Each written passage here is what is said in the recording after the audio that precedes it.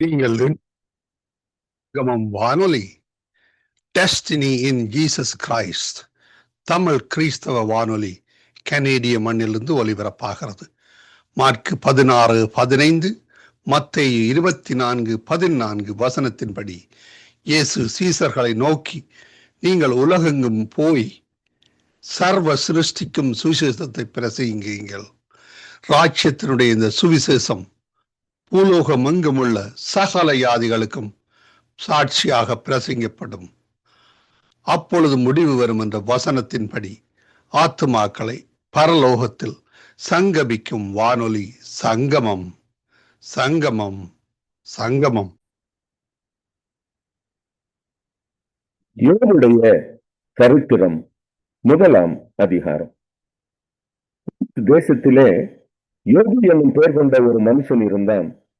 அந்த மனுஷன் உத்தமனும் சன்மார்க்கனும் தேவனுக்கு பயந்து விலகிறவனுமாயிருந்தான்.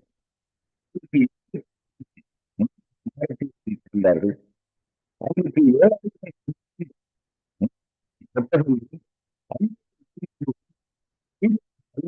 ஜீவன்கள் இருந்ததுமன்றி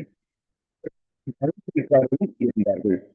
இதனால் அந்த மனுஷன் புத்திரர் எல்லாரிலும் பெரியவனாயிருந்தான். அவன் குமாரர் அவன் தன் நாளிலே தன் வீட்டிலே விருந்து செய்து தங்கள் 3 சகோதரிகளையும் தங்களோட பிரயோஜனம் பண்ணும்படி அழைத்தார்கள். விருந்து செய்கிற அவர்களுடைய நாள் முறை முடிகிறபோது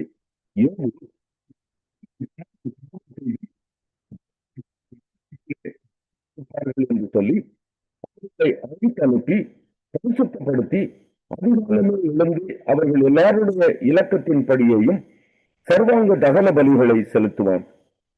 இந்த பிரகாரமாக யோபு அந்நாட்களில் எல்லாம் செய்து வருவான். ஒரு நாள் தேவபுத்திரர் கர்த்தருடைய சந்நிதியில் வந்து நின்ற போது சாத்தானும் அவர்கள் நடுவிலே வந்து நின்றான். கர்த்தர் சாத்தானை பார்த்து, நீ எங்கே இருந்து வருகிறாய் என்றார். சாத்தான் கர்த்தருக்கு பிரதியுத்தரமாக, பூமி எங்கும் உண்டாதி அதில் சுற்றித் திரிந்து வருகிறேன் என்றான். கர்த்தர் சாத்தானை நோக்கி, என் தாசனாகிய யோபின் மேல் கவனம் வைத்தாயோ? உத்தமனும் சன்மார்க்கனும் தேவனுக்கு பயந்து பொல்லாப்புக்கு விலகிறவனாகிய அவனை போல பூமியில் இல்லை என்றார்.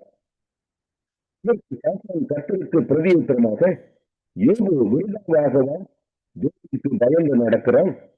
நீர் அவனையும் அவன் வீட்டையும் அவன் எல்லாவற்றையும் சுற்றி வேலி அடைக்கவில்லையோ? அவன் கைகளின் கிரியையை ஆசீர்வதித்தீர். அவனுடைய சம்பத்து தேசத்தில் பெருகிட்டு கையை நீட்டி அவனுக்கு உண்டானவர்களை எல்லாம் தொழுவீரானால் அப்பொழுது எதிரே உள்ளானோ என்றான். சாத்தானை நோக்கி, இதோ அவனுக்கு உண்டானவை எல்லாம் கையில் இருக்கிறது, கையை நீட்டாதே என்றார். அப்பொழுது சாத்தான் கர்த்தருடைய சந்நிதியை விட்டு புறப்பட்டு போனான். பின்பு ஒரு நாள் யோபுடைய குமாரரும் அவன் குமாரத்திகளும் தங்கள் மூத்த சகோதரன் வீட்டிலே புசித்து திராட்சரசம் குடிக்கிற போது அவனிடத்தில் வந்து எருதுகள் போது அவர்களின் பக்கத்திலே மேய்ந்து கொண்டிருக்கையில் சபையர் அவர்கள் மேல் விழுந்து அவர்களை சாய்த்துக் கொண்டு போனார்கள். வேலை ஆட்களையும் பட்டய கருக்கினால் வெட்டி போட்டார்கள். நான் ஒருவன் நாட்களை தப்பி அதற்கு அறிவிக்கும்படி வந்தேன் என்றான். இவன் இப்படி பேசிக் கொண்டிருக்கையில் வேறொருவன் வந்து, வானத்திலிருந்து தேவனுடைய அக்கினி விழுந்தது, ஆடுகளையும் வேலையாட்களையும் சுட்டரித்து போட்டது. நான் ஒருவன் மாத்திரம் தப்பி அதை உனக்கு அறிவிக்கும்படி வந்தேன் என்றான். இவன் இப்படி பேசிக் கொண்டிருக்கையில் வேறொருவன் வந்து, கல்தையர் 3 வந்து விழுந்து அவைகளை போனார்கள். வேலையாட்களையும் வெட்டி போட்டார்கள். நான் தப்பி உனக்கு அறிவிக்கும்படி வந்தேன் என்றான். இவன் இப்படி பேசிக் கொண்டிருக்கையில் வேறொருவன் வந்து, உன்னுடைய குமாரன்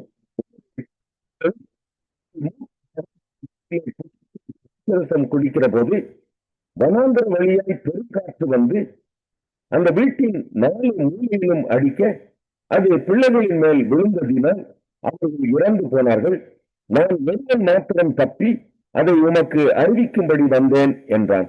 அப்பொழுது யோபு எழுந்திருந்து தன் சால்வையை கிழித்து தன் தலையை சிரைத்து தரையில விழுந்து பணிந்து, நிர்வாணியான என் தாயின் கற்பத்திலிருந்து வந்தேன், நிர்வாணியான அவரிடத்துக்கு திரும்புவேன். கர்த்தர் கொடுத்தார், கர்த்தர் எடுத்தார், கர்த்தருடைய நாமத்துக்கு ஸ்தோத்திரம் என்றான். இவை எல்லாவற்றிலும் யோபு பாவம் செய்யவும் இல்லை. யோபு 2ஆம் அதிகாரம். இன்னொரு நாளிலே கர்த்தருடைய சந்நிதியில் வந்து நின்றபோது சாத்தானும் அவர்கள் நடுவிலே கர்த்தருடைய சந்நிதியில் வந்து நின்றான். கர்த்தர் சாத்தானை பார்த்து, நீ எங்கே இருந்து வருகிறாய் என்றார். சாத்தான் கர்த்தருக்கு பிரதியுத்தரமாக, பூமி எங்கும் உலாவி அதில் சுற்றித் திரிந்து வருகிறேன் என்றான். அப்பொழுது கர்த்தர் சாத்தானை நோக்கி, நீ என் தாசனாகிய யோபின் மேல் கவனம் வைத்தாயோ? உத்தமனும் சன்மார்க்கனும் தேவனுக்கு பயந்து இல்லாப்புக்கு விலகிறதுமான மனுஷனாகிய அவனை போல பூமியில் இல்லை. முகாந்திரம் இல்லாமல் அவனை நிர்மூலமாக்கும்படி நீ என்னை ஏறின போதிலும் தன் உத்தமத்திலே உறுதியாய் நிற்கிறான் என்றார். சாத்தான் கர்த்தருக்கு பிரதியுத்தரமாக, தோளுக்கு பதிலாக தோளையும் தன் ஜீவனுக்கு பதிலாக தனக்கு உண்டான எல்லாவற்றையும் மனுஷன் கொடுத்து விடுவான். ஆனால் கையை நீட்டி அவன் எலும்பையும் அவன் மாம்சத்தையும் தொழுவீரானால் அப்பொழுது அவன் உமது முகத்துக்கு எதிரே உன்னை தூஷிக்கானோ பாரும் என்றான். அப்பொழுது கர்த்தர் சாத்தானை நோக்கி, இதோ அவன் உன் கையில் இருக்கிறான், அவையிலும் அவன் பிராணனை மாத்திரம் தப்பவிடு என்றார். அப்பொழுது சாத்தான் கர்த்தருடைய சந்நிதியை விட்டு புறப்பட்டு யோபின் உள்ளங்கால் தொடங்கி அவன் உச்சம் தலை மட்டும் கொடிய பருக்களால் அவனை பாதித்தான். அவன் ஒரு ஓட்டை எடுத்து தன்னை சுரண்டிக் கொண்டு சாம்பலில் உட்கார்ந்தான். அப்பொழுது அவன் மனைவி அவனை பார்த்து, நீர் இன்னும் உம்முடைய உத்தமத்தில் உறுதியாய் நிற்கிறீரோ? தேவனை தூஷித்து ஜீவனை விடும் என்றான். அதற்கு அவன், நீ பைத்தியக்காரி பேசுகிறது போல பேசுகிறாய். தேவன் கையிலே நன்மையை பெற்ற நாம் தீமையையும் பெற வேண்டாமோ என்றான். இவைகள் எல்லாவற்றிலும் யோபு தன் உதடுகளினால் பாவம் செய்யவில்லை. யோபுடைய 3 சிநேகிதராகிய தேமானியனான எலிப்பாசும், சூகியனான பில்தாத்தும், நாகமாத்தியனான சோப்பாரும் யோபுக்கு நேரிட்ட தீமைகள் யாவையும் கேள்விப்பட்ட போது அவனுக்காக பரிதவிக்கவும் அவனுக்கு ஆறுதல் சொல்லவும் யோசனை பண்ணிக்கொண்டு அவரவர் தங்கள் ஸ்தலங்களிலிருந்து வந்தார்கள். அவர்கள் தூரத்தில் வருகையில் அவர்கள் கண்களை ஏறெடுத்து பார்த்தபோது அவனை உருத்தெரியாமல் சத்தமிட்டு அழுது அவரவர் தங்கள் சால்வையை கிழித்து வானத்தை பார்த்து தங்கள் தலைகள் மேல் புழுதியை தூற்றிக்கொண்டு வந்து அவன் துக்கம் மகா பெரிய துக்கம் என்று கண்டு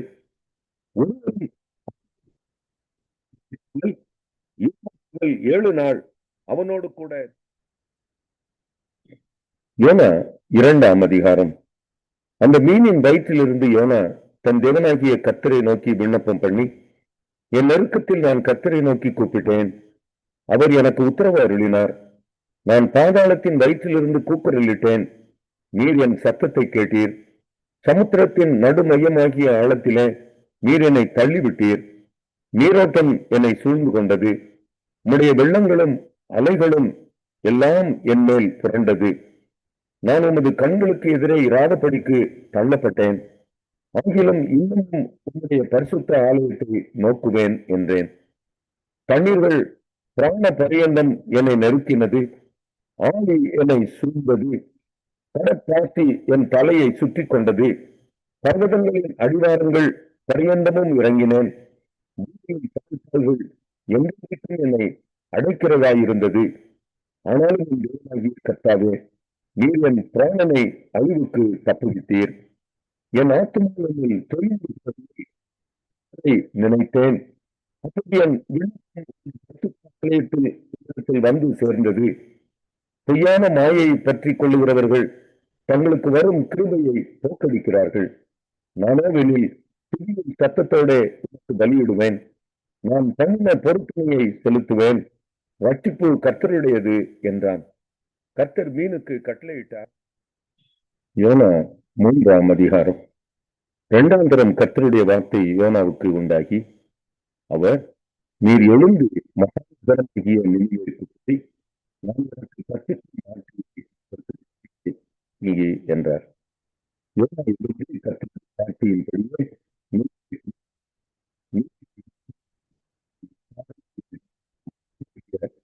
இருந்தது. யோனா நகரத்தில் பிரவேசித்து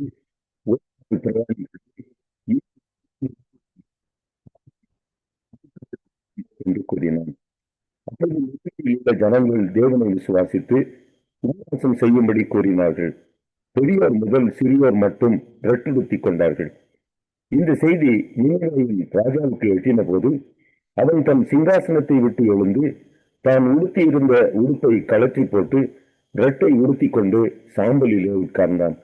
மேலும் ராஜா தானும் தன் பிரதானிகளும் நிர்ணயம் பண்ணின கட்டளையாக நினிவேயில் எங்கும் மனுஷரும்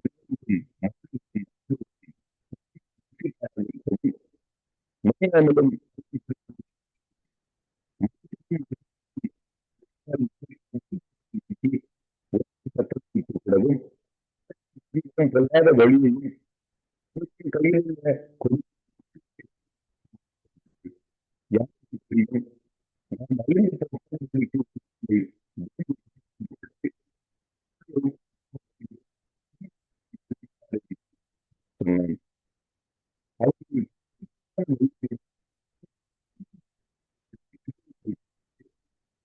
அவர்களுக்கு செய்வேன் என்று சொல்லியிருந்த தீங்கை குறித்து எபிரேயர் 8ஆம் அதிகாரம். மேற்சொல்லியவைகளின் முக்கியமான பொருள் என்னவெனில், பரலோகத்தில் உள்ள மகத்துவ ஆசனத்தின் வலது பார்சத்திலே உட்கார்ந்திருக்கிறவருமாய் பரிசுத்த ஸ்தலத்திலும் மனுஷரால் அல்ல கர்த்தரால் ஸ்தாபிக்கப்பட்ட மெய்யான கூடாரத்திலும் ஆசாரிய ஊழியம் செய்கிறவருமாய் இருக்கிற பிரதான ஆசாரியர் நமக்கு உண்டு. பலிகளையும் செலுத்தும்படி நியமிக்கப்படுகிறான். ஆதலால் செலுத்தும்படிக்கு ஏதோ ஒன்று இவருக்கு அவசியம் இருக்கிறது. ஆசாரியராய் இருக்க மாட்டார். ஏனெனில் ஞானப்பிரமாணத்தின்படி ஆசாரியர்கள் இருக்கிறார்களே. இவர்கள் செய்யும் ஆராதனை பரலோகத்தில் உள்ளவர்களின் சாயலுக்கும் இருக்கிறது. அப்படியே மனதிலே உனக்கு காண்பிக்கப்பட்ட மாதிரியின்படியே நீ எல்லாவற்றையும் செய்ய எச்சரிக்கையாய் இரு என்று தேவன் அவனுக்கு கட்டளையிட்டார். இவரோ விசேஷித்த வாக்குத்தத்தங்களின் பேரில் ஸ்தாபிக்கப்பட்ட விசேஷித்த உடன்படிக்கைக்கு எப்படி மத்தியஸ்தராய் இருக்கிறாரோ அப்படியே முக்கியமான ஆசாரிய ஊழியத்தை பெற்றிருக்கிறார். அந்த முதலாம் உடன்படிக்கை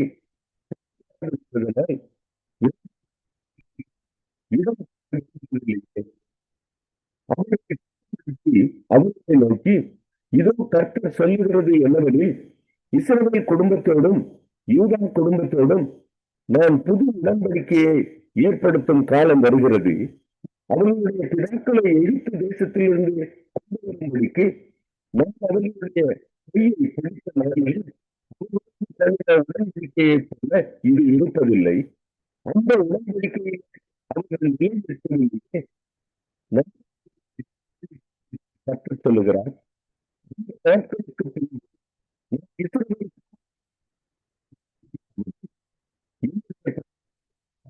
மனதில் வைத்து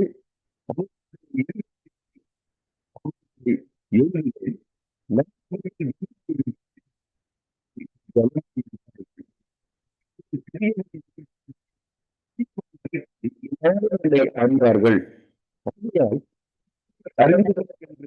ஒருவன் தன் அயலானுக்கும் தன் சகோதரனுக்கும் போதிக்க வேண்டுவதில்லை.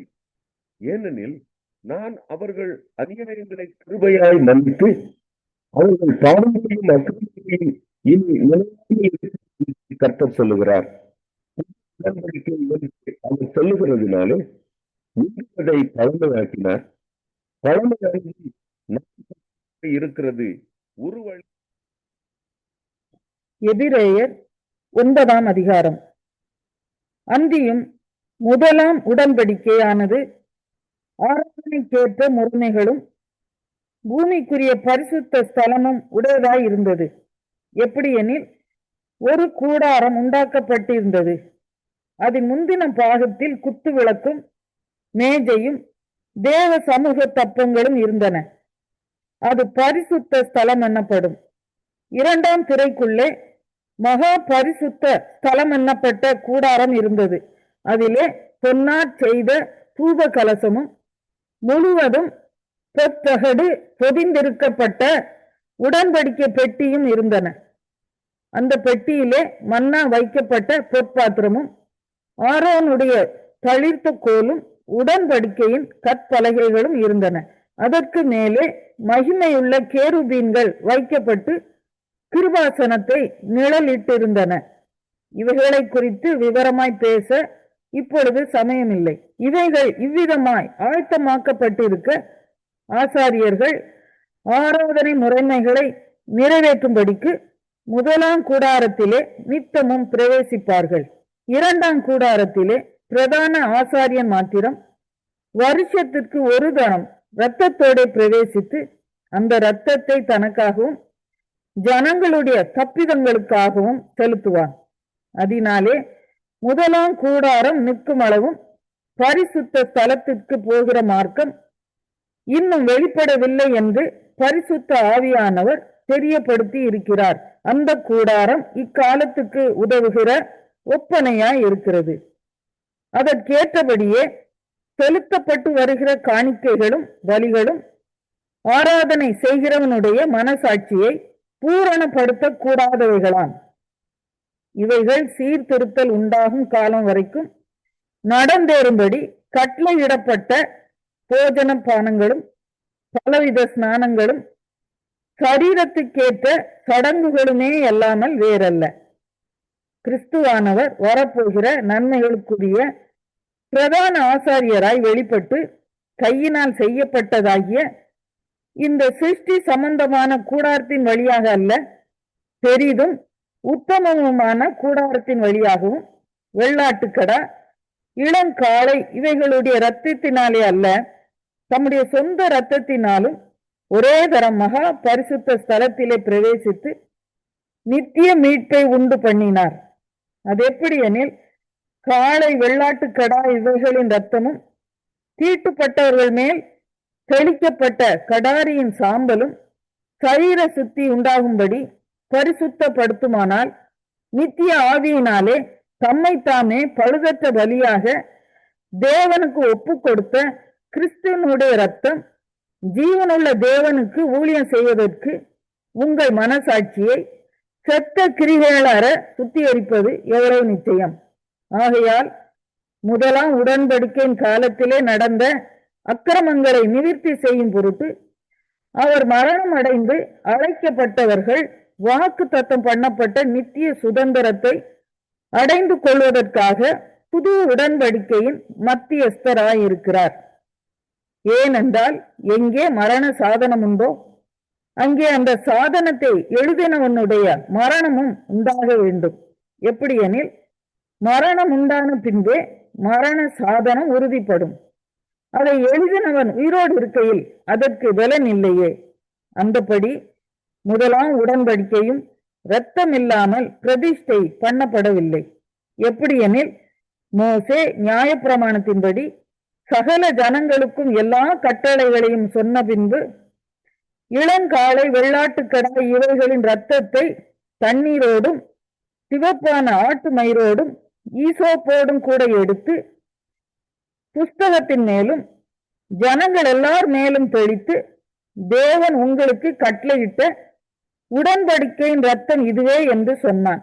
இவ்விதமாக குடாரத்தின் மேலும் ஆராதனைக்குரிய சகல பனிமுட்டுகளின் மேலும் இரத்தத்தை தெளித்தான்.